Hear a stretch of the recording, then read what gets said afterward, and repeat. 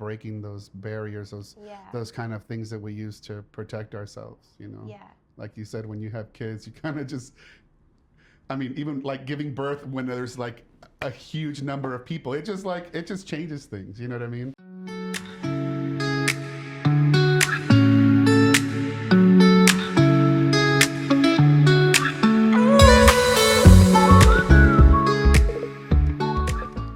Welcome to the Unmasked Messy podcast. Welcome.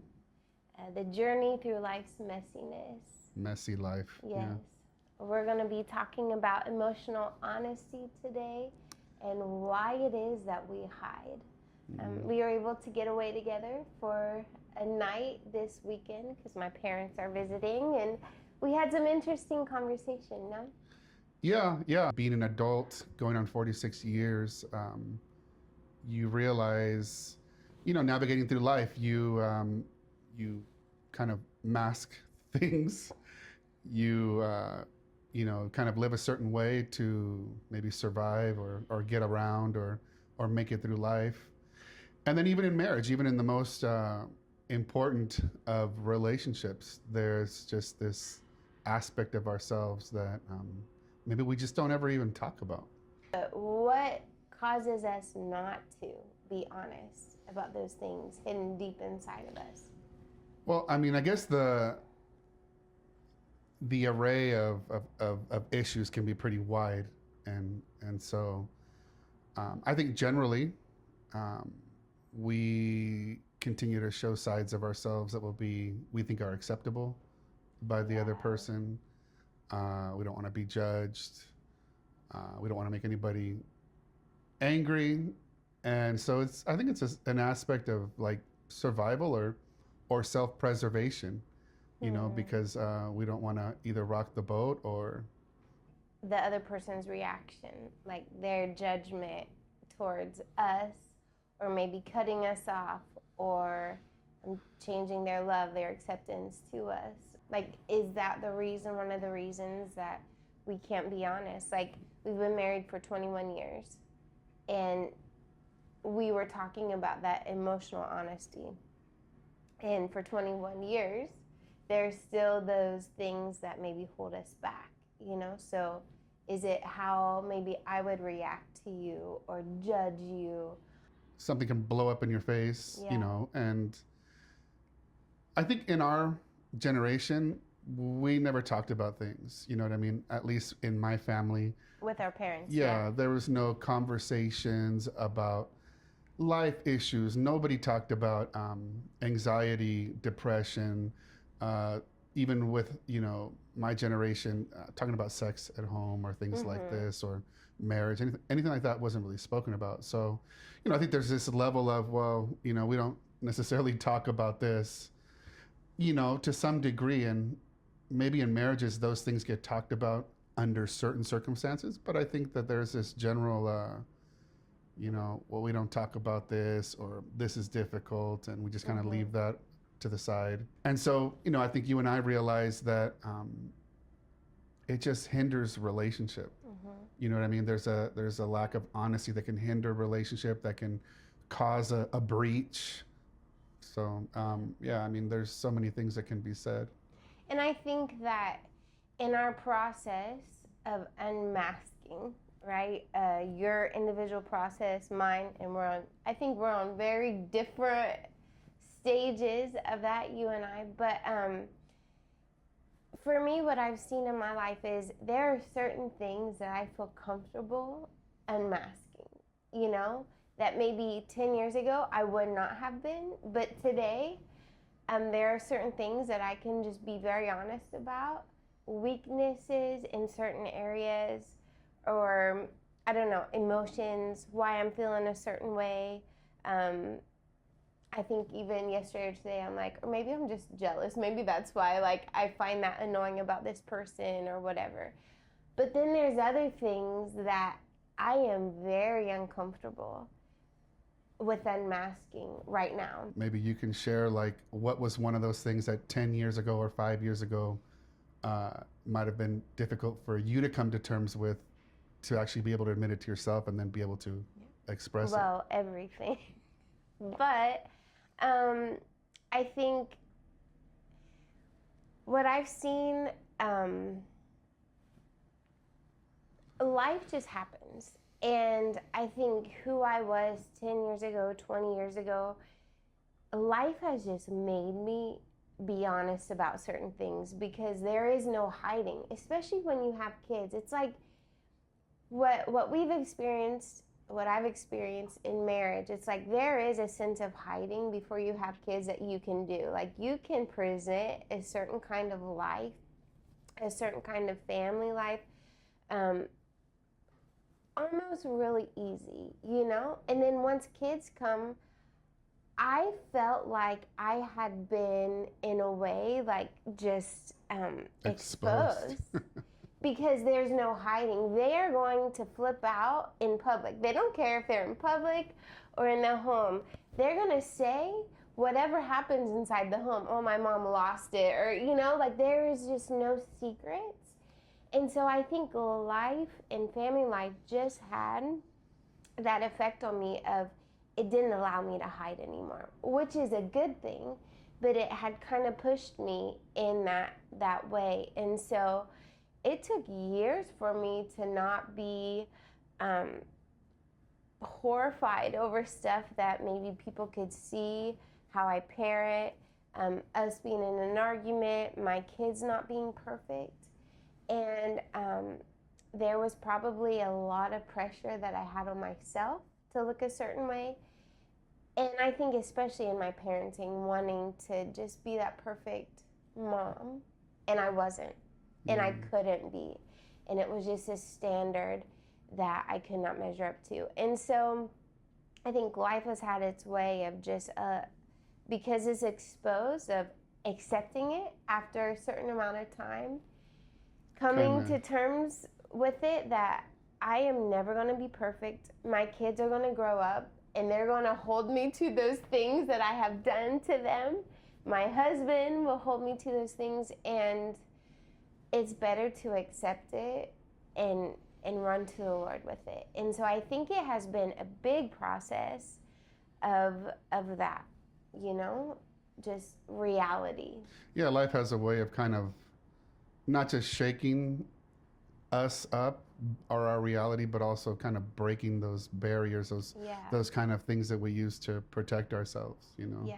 Like you said, when you have kids, you kind of just, I mean, even like giving birth when there's like a huge number of people, it just changes things. You know what I mean? It's funny because at church on Sunday, our youngest daughter, who's 12, someone showed her their birth, like that 30 seconds of the baby coming out, and I was shown the video. And of course, I've had a baby, so it is beautiful. It is a miracle. But it is kind of like, wow, like we're showing this like it's nothing here in church. And Bristol, she's like, oh, I want to see. And so I'm like, do I warn her or not? And before I could even warn her, she came close to the phone and he showed her. And she's like, oh, that's great. And then after, when we were alone, she's like, Mom, I didn't know I was going to see all that. But I told her exactly that. Once you go through the birthing process, those things that were kind of shameful or embarrassing before, it's like everything's just exposed. And that's a perfect example of a life, no? Yeah. But I think that we do have the option of continuing to try to hide. So let me ask you this. What has been something that maybe I've hidden or have just been dishonest about, or that has hurt you or that has been difficult or impacted you? Yeah, well, I think here recently, because in 20 years, we probably have a whole list of stuff that we could talk about, but for both of us. But I think that you have a way of, and this is my perspective, of probably trying to protect me from a lot of stuff. You and I have walked through the valley many times, And the fact that we're sitting here really is a miracle. Alive, both of us in the home, having a family, and I would say a pretty healthy family life in marriage. That is a miracle. But I think maybe it's because of that, or maybe it's not, but I feel like you have, in a way, shut a door to me of maybe struggles that you go through in your mind. Maybe it's, I'm sure in other episodes we'll talk about just like the mental struggles, you know, of just thoughts, intrusive thoughts, or, you know, a couple years back you were convinced that something was physically wrong with you, like majorly. And yet you didn't necessarily open up to me about that until you had appointments. And so me thinking that I don't have access to you in that way is a bit hurtful. Or it's kind of like, I would like that. I would like to be in those intimate parts, even if you think they're ugly or they're hard, you know? Yeah. Yeah, you know, I think when it comes to the way that I feel or finances and things like this, it's like, I guess there is an aspect of wanting to protect you. I talked with another pastor yesterday, and he's talking about a church budget. And he's like, I never had a budget. And me and my wife, we've never had a budget. It's like, well, do we have money to buy this? Okay, we'll do it. If not, no. And so, you know, in some ways, I found comfort in another man telling me that, because, you know, there's just some similarities. And so, you know, kind of living like that, I feel like when it comes to certain things like finances, maybe I just was, you know, managing things a certain way and didn't necessarily want it to be obvious to you in a certain moment, or, you know, just like not wanting to burden you. Yeah. And then, you know, how I feel, or not feeling well, and wondering, you know, X, Y, Z. So, but yeah, I mean, I could see how over time that could be, I mean, just hurtful, you know, especially when we're sharing so much of life and we're married and we really don't have this kind of commitment to anybody else. There is a sense of, like, there's an effect, because these things affect you, these things affect me, how we treat each other, how our attitude is that day, that week. It all has an effect that we feel, but without knowing why, it can almost be harder than if we were to just talk about it. You know, and maybe you feel that way for me too. I think one thing that we also have talked about is if I've been hurt, or if I'm upset about something, and you'll be like, are you okay? What is probably the top thing that I say, but probably not just me, probably 99% of the world? What would we say? I'm good, I'm just tired. Why is that the answer? And why can't I just come out with it? Because you're feeling the effects of my emotions. Whether you did it, I don't want to be honest, I don't want to talk about it. Maybe it takes a lot of energy to just, you know, bring these things up to the surface. Maybe it's just really complicated, and I can think of a few things, but I'm not sure exactly why I'm feeling that. But it has an effect on the people who's around us, no? Yeah. You know, again, there can be so many different facets to that. Well, I'm not ready to talk about it yet. Yeah. And so I just give kind of an excuse, or, you know, it's really complicated, you know, or you're just going to get mad. You're going to be angry. You know what I mean? And I don't have the space, or almost the permission, if you will, like, to say something like this, or you just hold back until you really can't hold it back anymore, you know? But I think there's, again, that aspect of self-preservation, because we measure things and we think, okay, well, this, and this can happen. You know, this thing can go nuclear, you know, just in a moment, and just blow up in our faces. And so it's just like, I'd rather just not say anything. Keep you know the what I mean? peace. Yeah, keep a false sense of peace. And I think that's something to be considered in marriage, is just false peace, you know? Yeah. Have you ever said something and then regretted it, thought I should not have ever brought that up? Yeah, I have. And, you know, sometimes I realize after a while, man, like, my train of thought that led up to me being upset about this thing, and then showing it outwardly, and then saying, oh, nothing's wrong, and then maybe finally blowing up and saying something. My train of thought leading up to that was completely selfish or just kind of off base. So I realized learning over the years that sometimes I'm just wrong in what I'm thinking or what I'm assuming, and kind of my patterns of thought. But yeah, absolutely. I've absolutely regretted saying something. Yeah, so I think we talked a lot about marriage, but relationships are all around us. We have close friendships, we have parents, extended family, we have our children, and then we get the benefit of watching them develop friendships. And having teenagers, it's like, man, the teenage period is so difficult. I love having teenagers. I think we've talked about it. The problems are much bigger than when they were little, and it is difficult, but I also love it at the same time. And it brings back a lot of memories of these strong emotions that you have at this time, and you can't avoid it. I mean, you just can't.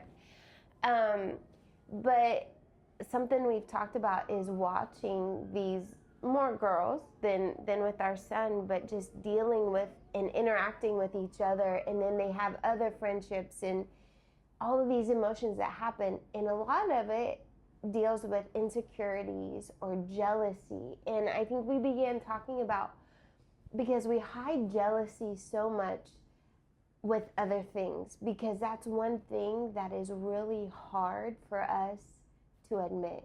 Would you agree with that? There's so much of our lives where we're running on autopilot. Yeah. And we just are not even either aware or capable in that moment or in previous times in our life to see what's happening. But yeah, like watching young people navigate life, watching, girls interact with each other, teenage girls, stuff like that. Like, yeah, there's so much of like this behavior that is learned and permitted. It's just permissible behavior. And it's like maybe, unhealthy relationships that some of those teenagers have with their parents. And it's like, well, I just give you the silent treatment. And, For days. Yeah. And so you see these kind of patterns, when people are in groups just continue. And yeah, there's so much jealousy and insecurity that leads people to like protect themselves in these certain ways. And they can't say, hey, this is what's going on with me. I actually have this insecurity, and it's difficult, and it causes me pain and anxiety. And when I get in a certain kind of situation like XYZ, it really comes out, and I feel really insecure. Yeah. So And so there's all this other stuff, and a lot of time it's shifting the blame. Yeah, it's a smoke screen. Yeah, it's like exactly. It doesn't really help the situation, and so kind of the masking continues. It never changes. There's never any growth in that area, and things just kind of continue, and that's where I think that those patterns are damaging to our relationships. Yeah. And they continue to be damaging. And we can kind of compensate in certain areas. We can act right for a while in other areas. But ultimately, I think those things, just those deep core issues, those heart issues that need to be dealt with, need to come to the surface, where the mask needs to come off. Yeah. They always come out. They always come out one way or the other. Yeah. And going to the beginning of the ability to have friendships, relationships where we can be honest. Like you were saying, like, how much would that change relationships to be able to say, man, I just felt so jealous and I felt so insecure, and it wasn't your fault. It's something that's just in me. And so when this person comes along, or when we're in a group of people, I just have this tendency to feel like this. I want you to know it, pray for me, and let's walk it together. I mean, would that not be so beneficial for both people? And maybe the other person, maybe it will annoy them, and maybe it will make them, because you can't control what the other person will do. Maybe it will be like, oh, I mean, it could cause a rupture in a relationship, being honest. You know what I mean? Like, it can shake things up, Yeah. But hopefully there's an anchor that brings you back to where you need to be. Yeah. Kind of center you or bring you back to baseline, whatever somebody might call it, you know what I mean? But there can be that shaking up. And I think that's really what the gospel does is, it interrupts our lives and it kind of stops us in our path, but in a good way, you know what I mean? And so, yeah, I think being honest like that would be positive. But the thing is, not other people may not be used to that. You know what I mean? So it's like you're working on this honesty here, and then you're like, blah, let me show you how honest I'm being, and people are like, whoa, Yeah. you know what I mean? Like, this is not acceptable. Culturally, like step back 10 feet, and I'm just gonna be here doing my thing, and I don't really want to. We might turn people off that way. Absolutely. I remember in university, I had this friend, this close friend, and she was like my accountability partner. And for years, we'd be like, "Oh, I have this secret sin. Will you pray for me?" And then there was a point to where we were sick at pretending, and we started naming those things, and that brought us to a point in our friendship where it's like we want to be honest, like we want to be real. And I think like the motivation of our hearts were pure. I think we were sick of pretending, and we had spent a lot of our lives probably covering over the ugly parts that we were dealing with. And so we had just made a pact with each other. We were going to be honest, but like with everyone in our lives. And what we realized is people don't want our honesty. Like we could be honest and say about like, oh, like you offended me, or like I feel this way around you. And the fact is that these people didn't want to hear it. Yeah. And so I think that goes to what you said. Even though we're coming to a place, we can't just on them. It's a freedom, or we're finding Right. freedom, and something that can be very positive, relationally. Yeah, we have to have discernment, right? And the goal always needs to be not necessarily my honesty to be as honest as I can, but it's what reconciliation. It's the Yes. gospel. So can you just talk a little bit about that, about how the gospel can free us to be honest? And the things that we talked about, they don't even scratch the surface of the things that we really deal with on the inside. And I'm sure as the time goes, we'll bring these things out. But how does the gospel come and change us and bring about this safety to be honest, first of all, with ourselves? Because I was not able to be honest with myself for years. Like, I couldn't name things, It's like, because Tiffany does not struggle with this. Tiffany is not weak. And so being honest with myself, being honest with God, but then allow that honesty to seep out into our relationships. And maybe the honesty doesn't have to be about other people because they're not ready, but about me, but speaking that out. Well, so I think the answer to that is the gospel. And, and this is something that, people will probably hear continuously through our podcast is what it is to be made righteous in Jesus and what it is to be an adopted son.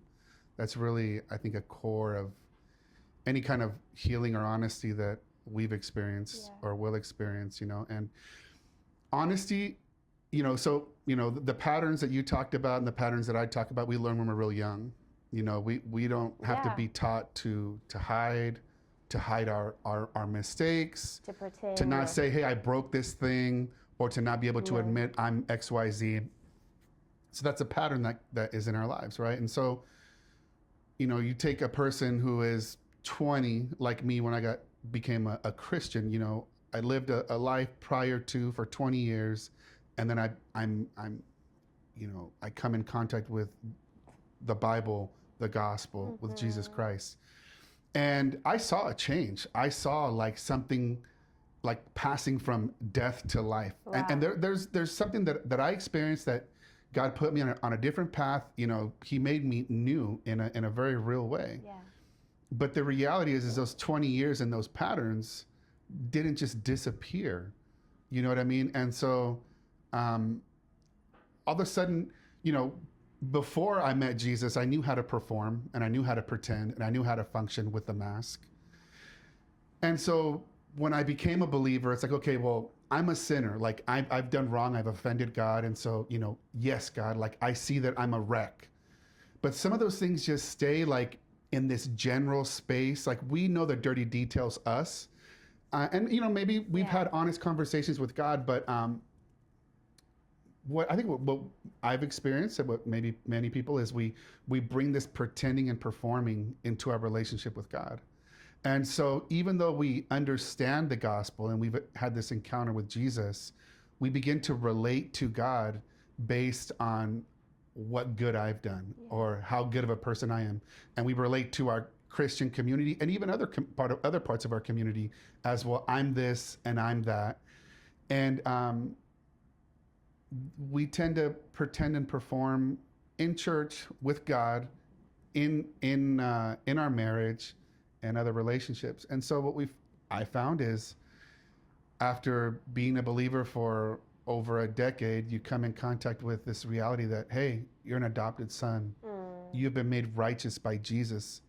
So there's so much that goes into this, but being able to see your sin or fall into sin and then look at God and understand that because of Jesus and what he's done, you're accepted. Yeah. It's like this very paradoxical moment where you see, I'm made righteous even though I'm able to make these mistakes. And yet because of what Jesus has done, I am loved and accepted. And that doesn't change. Yeah.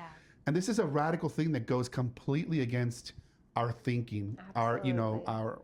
our everything, the way we function in this world, And it becomes not about performing, but about discovering the reality, the depths of who I am. Yeah. Not to beat myself up, but to bring me back to the gospel. So there becomes this, there enters this pattern of the potential to repent and put your faith back in Jesus. Repent, because we're never going to be made perfect. Yeah.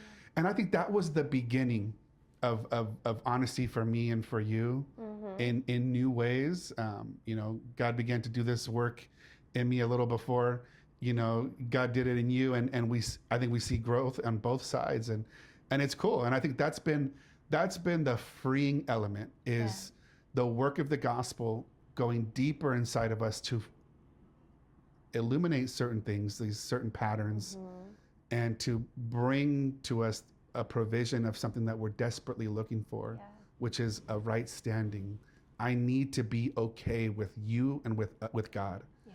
And we can't do that on our own. Jesus does that for us, as far as, with God. And so that begins to free us. Like you talked about other people not ready to be able to hear your freedom. The goal is to love, right? To love God and to love others. And then you realize, why haven't you figured this out? Why haven't you, let me tell you, and then they don't understand what you're talking about. And you realize that we're one person. I'm one person, you're one person. And we're on this timeline and we're growing, and somewhere along the way, some brokenness happened. God just did a work, and now we see things a little differently, and there's been some growth. And we have to realize that other people are on a similar journey. The timing, we don't know. Yeah. We could try to beat them up because, like, hey, why haven't you figured this out? Why aren't you acting this way? Look, like, our journey is to just, love God, love others, and sometimes loving others is just seeing them and not necessarily accepting their sin, but just saying, hey, like, man, I love you. I know you messed up. Let me show you where, my life has been that way, and I've learned and grown, but not to judge and criticize, you know what I mean? But to just say, hey, like, we're fellow, brothers and sisters on the same path, just journeying in the same direction. Yeah. And we're going to be talking more about that. What's the difference between religion and the gospel? There is a big difference. Where do good works fit in all of it? All of these things that aren't just taught, because I grew up in a very healthy church with healthy teaching, but there were these things that were just in me to work. Yeah. To work and to be a good religious person, although I wouldn't say it like that, but that's how I acted. So we're going to be breaking that down because it affects every Christian, whether they know it or not. It's part of our daily walk. And where's our faith lying? Is it in myself, or is it really in Jesus? no matter what we say, what we believe, how am I acting? And I think, this can be helpful for even people that don't consider themselves Christians. Yes. Just the discovery of the patterns that you have, asking why. Why do I think this way? Why do I act this way? And obviously we find our answers truly in the Word of God and the gospel, but I think that there's, somewhere people can relate to us as well that may not, see certain things our way, but yeah, it's been good. Well, that's this episode for Unmasked and Messy. And Messy. The journey through life's messiness. Yeah. We'll see you soon.